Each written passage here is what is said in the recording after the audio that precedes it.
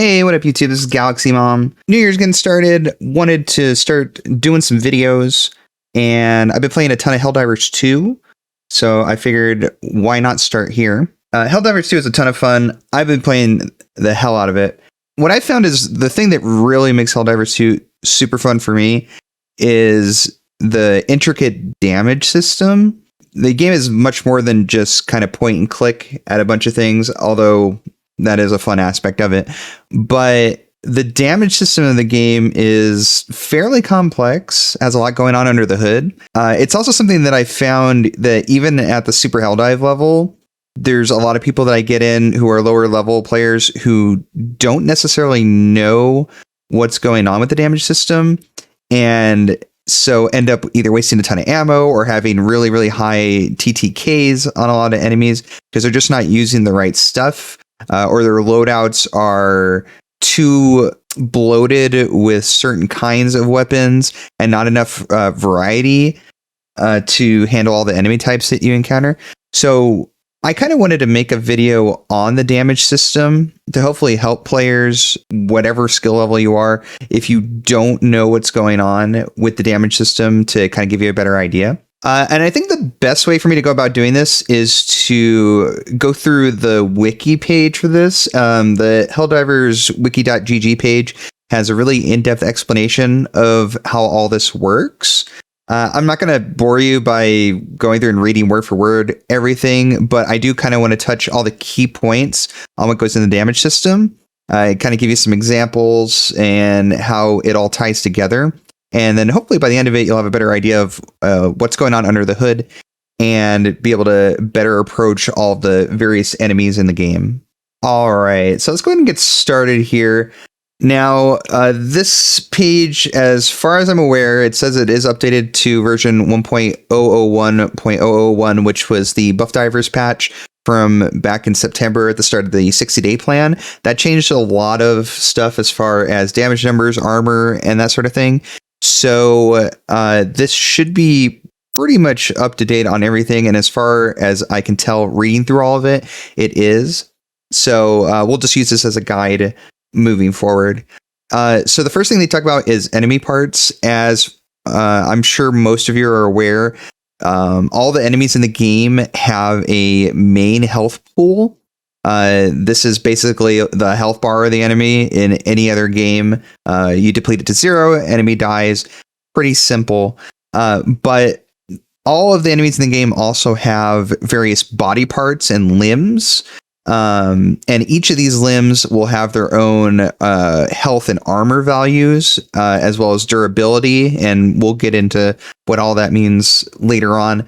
But basically what this means is that for the vast majority of enemies, if you damage a body part or even destroy the body part, deplete its health pool, the main health pool of the enemy is not going to be fully depleted and the enemy won't die. There's going to be certain exceptions to this that we'll get into. But this is why when, for example, you're fighting different bugs, blowing off different body parts and such doesn't necessarily kill them. Example I want to look at is going to be the warrior. The warrior has 3 different health pools, essentially. So there's the main health pool, which is going to be 250. This is usually the body of the enemy. If you damage the body of the warrior, do 250 damage to it, it will die. But this usually isn't the most efficient way to kill any of the enemies in the game. Most often than not, the weak point on enemies is actually their head, which will usually have a lower health pool and be fatal if you destroy it. So you can see here on the warrior, it is marked as fatal, and it only has 110 HP. So if you deal 110 damage and you destroy the head, this unit will die. So you don't have to go through the full 250. So generally speaking, it's best to destroy the head on the warrior rather than trying to blow through the 250 HP pool. You also see that the legs have 75 HP each. And these ones are not fatal. So if you destroy any of the legs or even all of the legs, it won't die. Now, this has certain benefits. You render it immobile. especially on some of the bugs like the warrior and the brood commander. If you destroy the head, it won't die right away. It actually goes into a frenzy state. I'm sure you've seen this where it'll charge at you and attack you repeatedly. Destroying the legs can be helpful because when it goes into the frenzy state, then it has a harder time catching up to you and attacking you and that sort of thing. And then there's also Constitution. They talk about it here. Constitution is essentially a bleed out. We have the same thing on the warrior. Again, if you destroy the head on the warrior, I'm sure you've noticed it charges at you at frenzies, right? It'll bleed out at a rate of 70 per second. And this is the going to be out of this 200 that it has here. So once this 70 per second, essentially it's almost 3 full seconds to hit this 200. Once that elapses, then it dies, right? So it'll be in a frenzy state for about 3 seconds. Again, this is something that's important for certain enemy types. The bugs are somewhat unique in this regard because of this frenzy state that they can enter. But just keep in mind that if you, the main takeaway here is that if you destroy the head on the warrior, then it will die. And the HP of the head is much less than the HP on the main health pool. There's also something to consider here. There's this percent to main. So realistically, if you do 110 damage to the head, 100% of that damage actually goes to the main health pool. So by doing damage here, you're actually damaging the main health pool by 110 damage. In practice, this is going to be more relevant to other units than this one, because if you deal 110 damage to the head, it's just going to bleed out and die. But you'll see later on that there are some units where damaging their various limbs can contribute to damaging the main health pool and bringing it down. The Bile Titan's a big one, and we'll take a look at that.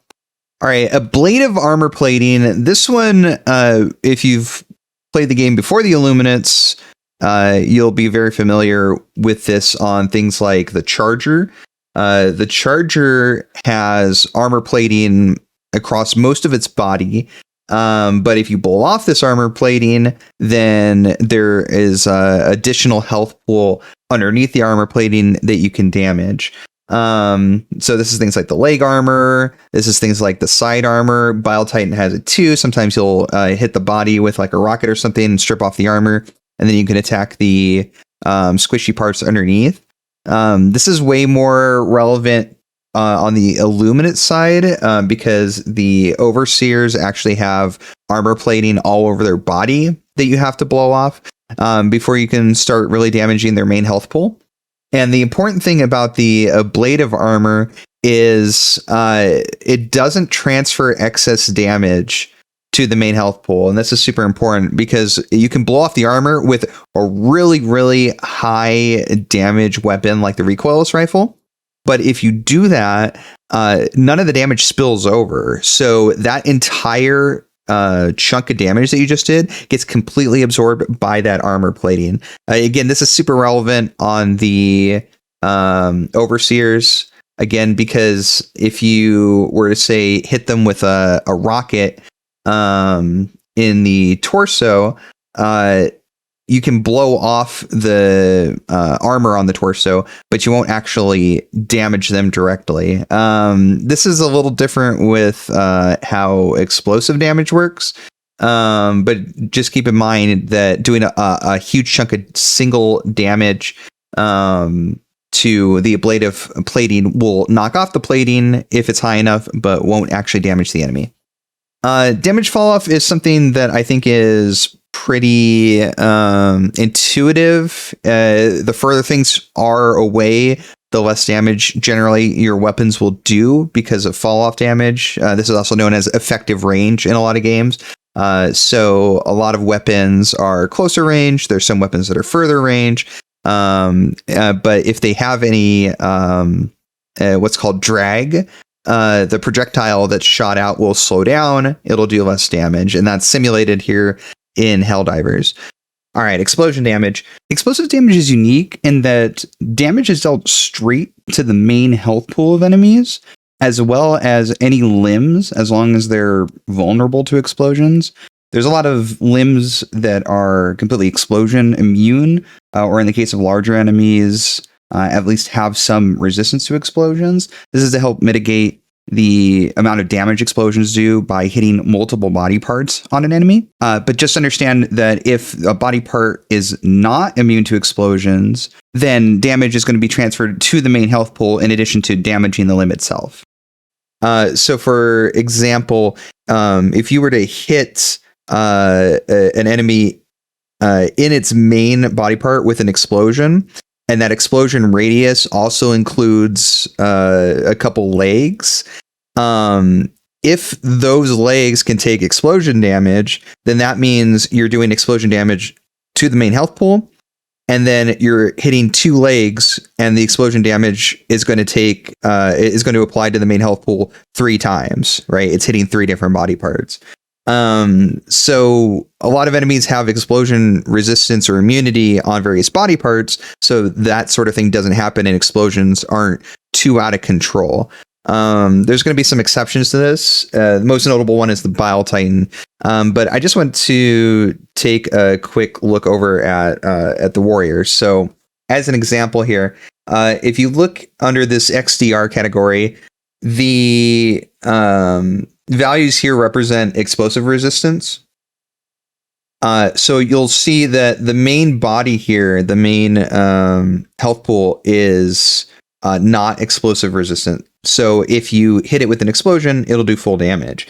Now, if that explosion also encompasses the head or the legs, you'll see that it does have explosive resistance. This yes means 100%.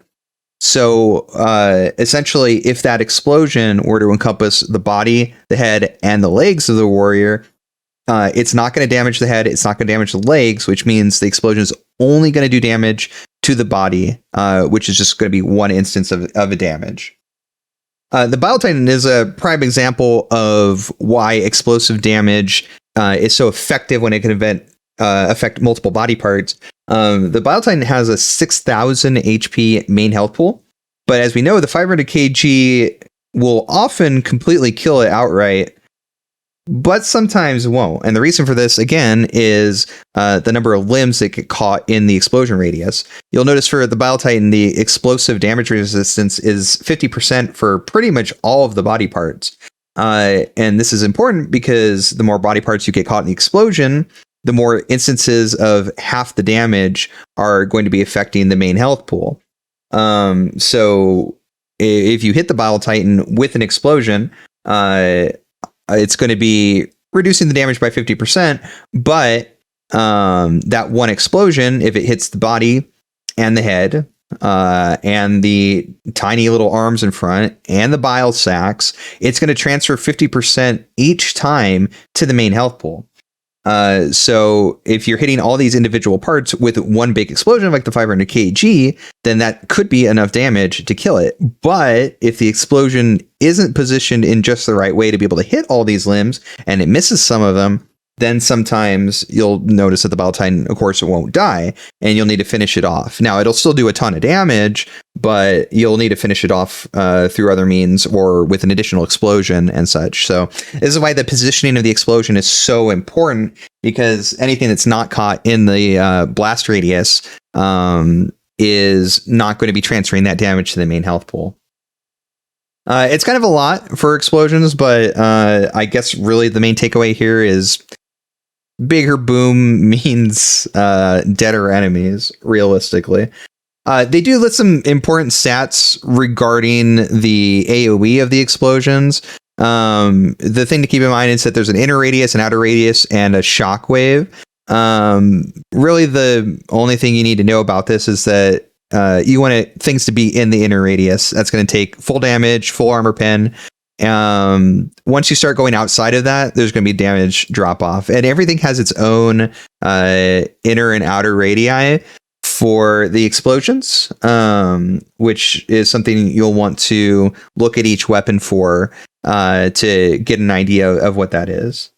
All right, armor penetration or armor pen is a big factor in all of this. This is going to be basically one of two determining factors on how much damage your weapons do. The damage that's listed in game for each weapon is basically the max damage it's going to do before we consider damage drop off, before we consider armor penetration, and before we consider durable damage, which again we will get to. So already right off the bat, the projectile that's shot from your gun is going to be slowed down, as we talked about, from air drag or wind drag. And that's going to start reducing the damage of the projectile as it travels immediately. This armor penetration value is going to further reduce the damage that your projectiles do, depending on how much armor penetration the weapon has versus how much armor the enemy has. They list a ton of examples here. The important thing to know is light armor, which is listed in the game as light armor, is armor penetration or armor level 2. These numbers are really, again, just kind of an under the hood sort of thing. Just keep in mind that armor level 2 is listed in game as light armor. So if you have a weapon that's light armor penetration, then it is going to be matching light armor 2 or armor value 2. There are armor values of 0 and 1. These are considered unarmored. These really don't matter in the grand scheme of things. Your weapons, at the very least, will do light armor penetration, which means they'll damage unarmored levels of armor. This really only comes into play at extreme angles, and I'm not going to get into that because it really doesn't matter too much. But just understand that anything that is light armor penetration will be able to damage anything that's unarmored. Now, they list a ton of examples here for each level of armor. The armor that's listed in game is going to be listed as light, medium, heavy, or anti-tank. And then there's different levels of anti-tank. Again, it doesn't really matter too much. All you need to know is that if you have a weapon with an armor penetration that matches the armor level of the enemy, then your damage is going to be reduced by 35%. If you have armor penetration that's greater than the armor level of the enemy, you're going to do 100%. It's really that simple. Now, the complexity comes in the fact that enemies can have different armor levels on different body parts. And knowing the enemy and its armor breakdown is going to be very important in how you approach the enemy with the weapons that you have available. So, for example, if we go back to our warrior example, warrior is very simple and easy to take down. All the weapons in the game are at least light armor penetration, which is AP2. We'll call armor penetration, we call it AP. So AP2 is greater than the AP1 of all the body parts on the warrior. So that means that all the weapons in the game will do the full damage to the warrior as far as armor is concerned. If we look at the Brood Commander, the body and the head, as well as its claws, are all AP2. They're all light armor. So again, all the weapons in the game will be able to damage all the body parts on the Brood Commander. However, the damage will be reduced to 65% if you're using a light armor weapon. If you're using a medium armor pen weapon, then those weapons will, again, do 100% damage. If you then take something like the Hive Guard has medium armor plating on both its head and its front legs. You may notice, if you're a savvy player, that firing a light armor penetration weapon like various assault rifles and SMGs at the head of the enemy will completely deflect the projectile. And this is because if you are shooting a weapon that is lower armor penetration than the armor, of the body part, then it completely reflects it. Does 0 damage. You're completely wasting your ammo if you're dumping it, ammo into an enemy, and it's showing the little shield reflection symbol. This is super important because I can't tell you how many lower level players I get in my super Helldive matches who I watch just dumping a Liberator or something into the head of a Hive Guard, and all the bullets are bouncing off, and they just keep doing it, and I'm assuming not understanding why it's not dying. This is why. Now, if we take something like the Charger has heavy armor all over its body. There's various things that are light or unarmored. So the belly, for example, underneath it is light. The butt is completely unarmored, meaning all weapons are effective against it. As far as armor is concerned, not durable. We'll talk about it again. So you're going to need at least a heavy pen weapon in order to get through leg plating, in order to get through the head. Which is why anti-tank weapons are so effective, because they have armor penetration values of at least 5, which means they do full damage. So this can give you a variety of ways you can deal with an enemy like the Charger, because if you use heavy penetration weapons, you can maybe chew through the leg armor and then attack the legs underneath, which are only light. Things like that. But again, if you're shooting at a Charger with a medium pen weapon or a light pen, bless your soul, you're not going to be doing anything to this unless you're attacking the butt or you're attacking the belly underneath. And Bile Titan is very much more the same. Bile Titan is heavy armor pretty much all over it. This is why things like the recoilless are so effective against it. If you shoot it in the head, it's going to do full damage because it's bypassing completely the armor, and the head only has 1500 health compared to the 6000 in the main body. If we take everything that we've talked about so far into consideration, then you take a recoilless to the head, it's just going to completely kill it in one shot. But you got to be precise. You got to hit it in the head, because if you hit anywhere else, then it's probably not going to be a fatal body part like the head is, and it won't die outright. All right, I know that's a lot to take in. So just like a quick recap, various weapons have different levels of armor penetration. They're either light, medium, heavy, or anti-tank. Various body parts on various enemies have different armor values, which again are going to be light, medium, heavy, or tank. There are going to be body parts that are less than light, which means your light penetration weapons are going to do full damage.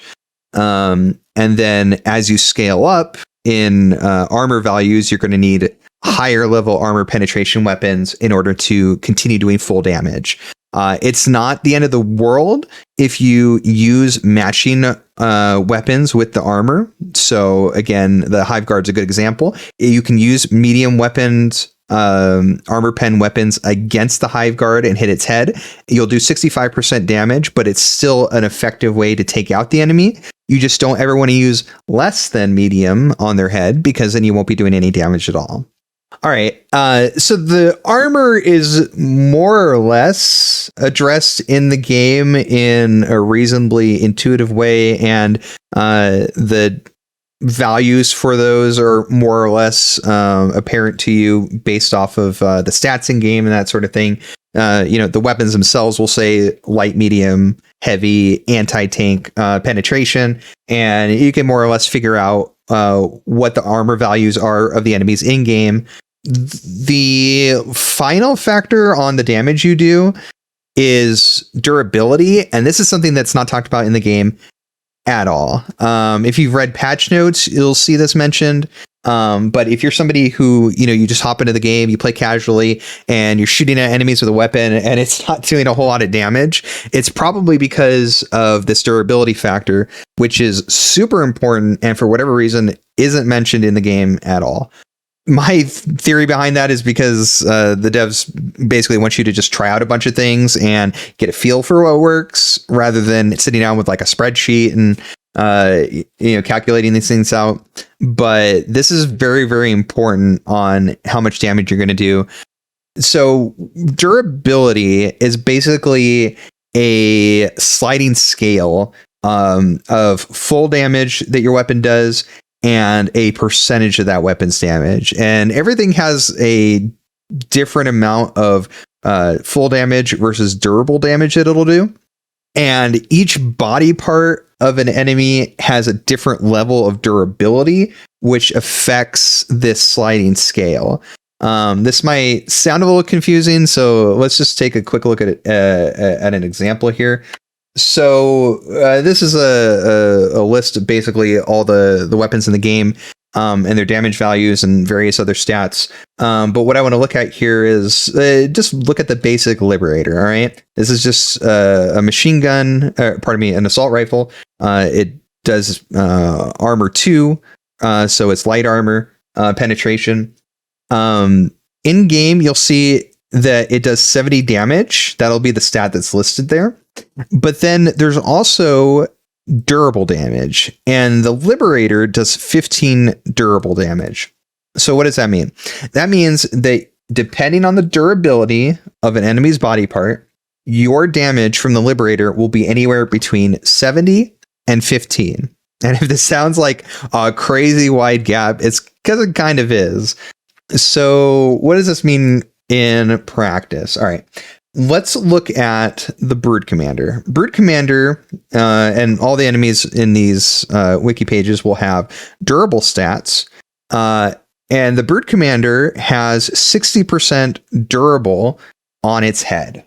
What this means is, from a math perspective, is that only 40% of your full damage is going to be dealt to the head, and 60% is going to be the durable damage. So again, this is going to be a value between between 70 and 15 for the Liberator. And it's essentially the best way I can explain it from a non-math perspective is it's a 60% distance between the two numbers, closer to the durable side. If you want a full math explanation, it's going to be 40% of 70 plus 60% of 15 combined together is the actual damage value. What this means is if you are shooting the Brood Commander in the head, it's going to be doing closer to the durable damage than your full damage. And this is after the armor reduction. So the best way to think about this is you're doing 65% of your full damage already, and then you're doing another damage reduction on top of that because it's 60% durable. If this sounds confusing, it might be because I'm not actually doing full math calculations, although I know for some people that would maybe make it more confusing. All you need to know is that the higher the durable percentage here, the less damage that your weapon's going to do. It's never going to do 0, but it is going to do less. So what does this mean in practice as far as dealing with these various threats? Well, all right, let's go back to the Warrior. The Warrior is really simple, right? It's unarmored, and it has 0% durability on all of its body parts. This means no matter what weapon you fire against it, it's just going to do the full damage as long as you're within a decent effective range for the weapon. Look at the Hive Guard. Same thing, more or less. Yes, it's got medium armor, but none of the body parts have any durability. This means that as long as you have at least medium armor penetration weapon and you're shooting it in the head, or light armor penetration and you're shooting it in the body, you're going to be doing the full damage with only the armor damage reduction to think about. Approaching a target like the Brood Commander becomes a little bit more complicated. You do still have a variety of options, but this is going to influence what you bring with you into the game when you know you're going to encounter these enemies. So, for example, the head has light armor, as well as the body. Generally speaking, you're going to want to take out the head, although you do have to be careful of its frenzy that it goes into while it's bleeding out. But say you want to fight the Brood Commander and you want to take out its head and put it down quickly. So generally speaking, light armor weapons are probably not going to be your best bet because they're going to be reduced to 65%. So you're probably going to want at least medium penetration weapons. Then you have to think about durable. 60% durable is going to reduce the damage by quite a bit. So then we need to think about, well, what weapons are going to circumvent that durability reduction the best. Now, what I will say is that explosions completely bypass durability. Now, while they only target the main health pool, you don't have to worry about the damage being reduced by durability, making explosive weapons against highly durable enemies like this actually pretty darn good. If you wanted to take out the head specifically, though, you might want to go with something that packs a bigger punch and has higher durable damage. So, for example, if we say the anti-material rifle here, anti-material rifle has 180 durable damage. While that's not necessarily great, this does mean that it's going to do a significant amount of damage. And in fact, for the Brood Commander, is actually enough to take out the head in one hit because it only has 200 HP on the head. Other good options are machine gun.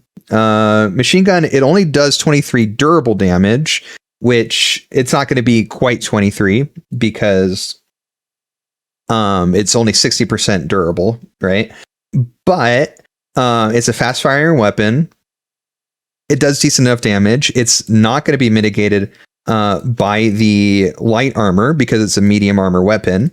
And so you can lay down enough firepower in a short enough time to be able to take out the Brood Commander pretty quickly. You're not worried about armor reduction, and the durable reduction isn't as big of a deal because you're firing so many shots in a short amount of time. So these are the kind of things that you want to think about. If you want something that is more of a high burst damage weapon, let's say like the railgun, for example. Railgun does 225 durable damage. This, even if the body part, even if the head on the Brood Commander was 100% durable, this is still enough damage to be able to take it out. And this is this is just the base damage. If you charge it up fully, it's even more. But even a safe shot to the head from a railgun, when you charge it up, will take out the head on a Brood Commander instantly, making it a great option for taking out Brood Commander heads. Anyway, I don't want to get into too many examples because at the end of the day, it's really going to be up to you on how in depth you want to go with this, how much you want to look at all the various weapon damages, the various enemy body parts, and that sort of thing. This is more just to give you a general overview, but the main takeaway here is that there are three important factors on how much damage you do compared to what the game tells you. And that is, again, your effective range, since most projectiles will slow down as soon as they're fired from the gun.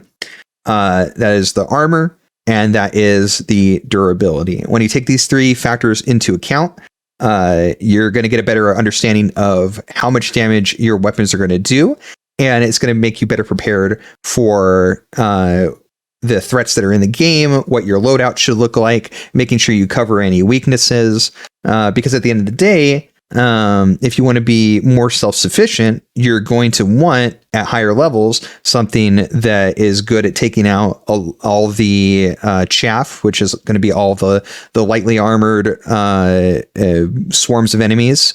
You're going to need something that will handle the larger threats that have more medium armor, of things like the Hive Guards, things like Devastators in the bot front. And you'll probably want some sort of anti-tank so you can take out the elite enemies that are very heavily armored, but are susceptible to the high burst damage of something like a recoilless rifle or something. And that's not to say that your loadouts have to consist of all these things. You don't need to be completely self-sufficient, right? Unless you're solo diving, you're going to have other teammates that can fill in the gaps. Just keep in mind that you need to keep all of these factors in mind when you're considering what the most effective weapon is for taking out certain threats and how to fill in the gaps in your loadout.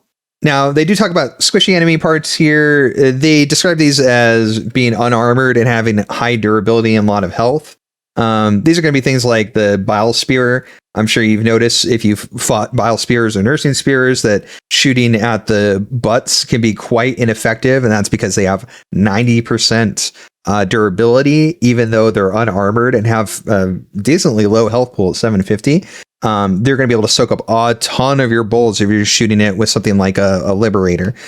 These are the type of enemies that explosions are super effective against because the main health pool is only 750. It's lightly armored, and if you hit it with a couple explosions, it's going to do a ton of damage, completely bypassing these durability values.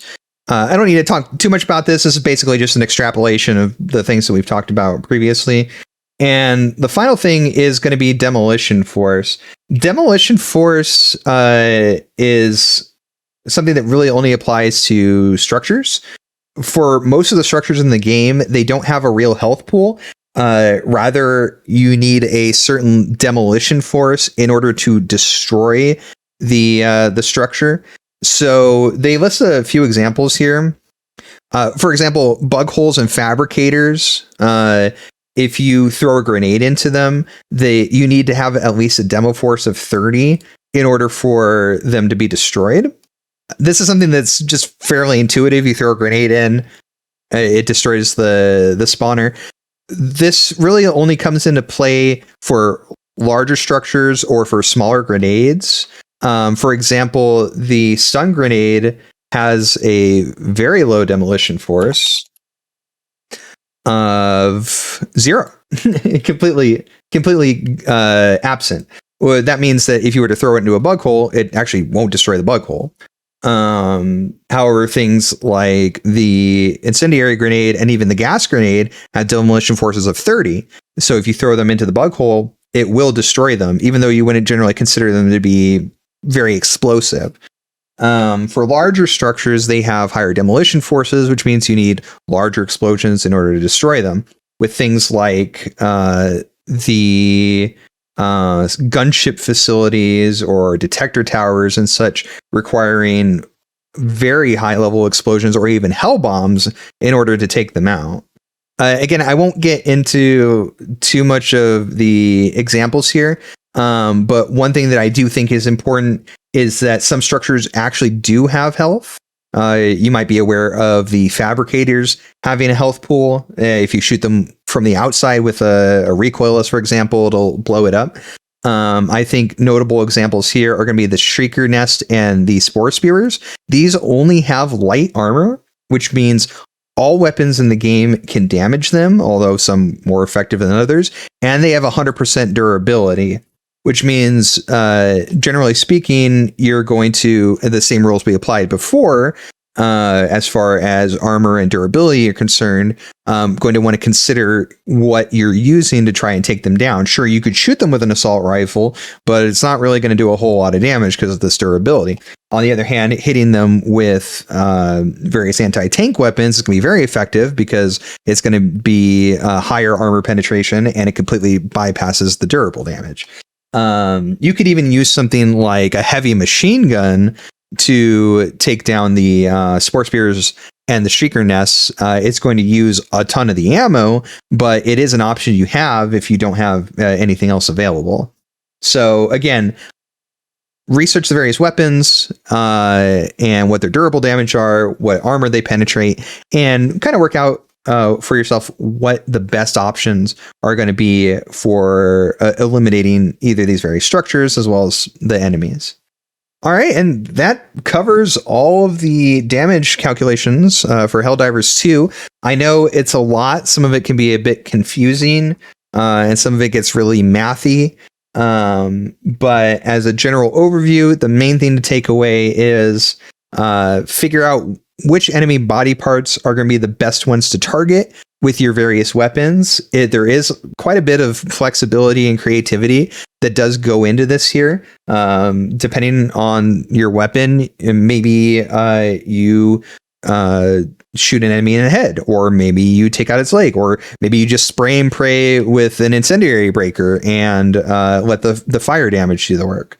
Maybe you hit a charger with a recoilless rifle, or maybe you blow off its leg armor with a railgun, and then you finish it off with a lighter weapon, or maybe you just shoot it in the leg with a heavy machine gun until it dies. Something that I've actually done to great effect. Bile Titan, if you throw down a 500 kg or you shoot it in the face with a recoilless, it's going to go down very quickly. But maybe you don't have that as an option, and you attack its belly and bile sacs and take it out that way with some higher durability damage weapons. Again, approaching all of these various enemies can be done in a variety of different ways. It's just going to depend on your loadout. And when you're going to drop into a mission, maybe consider the loadout, what options you have, where your gaps are, and do your best to address the various armor and durability values of each enemy. Again, this might take a little bit more research than maybe you're necessarily willing to do. If you're watching a video like this, I'm sure you're a little bit more than a casual player. But if you don't want to go that in depth with it, just understand where all these damage values are coming from and play around with different weapons and see at the very least what's most effective for you when you drop in. All right, that's all for now. Thanks for watching. I appreciate it. If you like this video, I would definitely appreciate subscribing, giving a thumbs up.